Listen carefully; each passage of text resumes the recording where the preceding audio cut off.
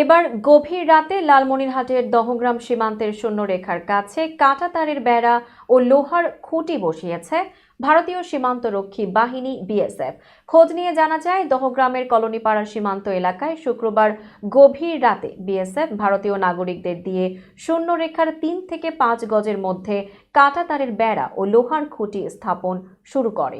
শনিবার সকাল পর্যন্ত প্রায় ৫০০ গজ এলাকায় কাঁটাতারের বেড়া ও লোহার খুঁটি স্থাপন করে তারা। পরে খবর পেয়ে বিজিবি ঘটনাস্থলে গিয়ে অবস্থান নিলে কাজ বন্ধ করে দেয় বিএসএফ।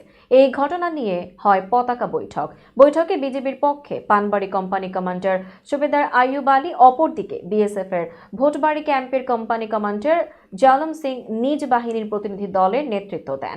রংপুর ৫১ বিজিবি ব্যাটালিয়নের অধিনায়ক লেফটেন্যান্ট কর্নেল মোহাম্মদ সেলিম আল দিন জানান, বিএসএফ জানিয়েছে যে তাদের জেলা প্রশাসনের সহায়তায় সীমান্তে বেড়া নির্মাণ শুরু করেছিল ভারতীয় গ্রামবাসী, কিন্তু দুই বাহিনীর মধ্যে এর আগে অনুষ্ঠিত উচ্চ পর্যায়ের বৈঠকে সীমান্তে আপাতত কোনো ধরনের স্থাপনা নির্মাণ না করার বিষয়টি তাদের স্মরণ করিয়ে দেয়া হয়।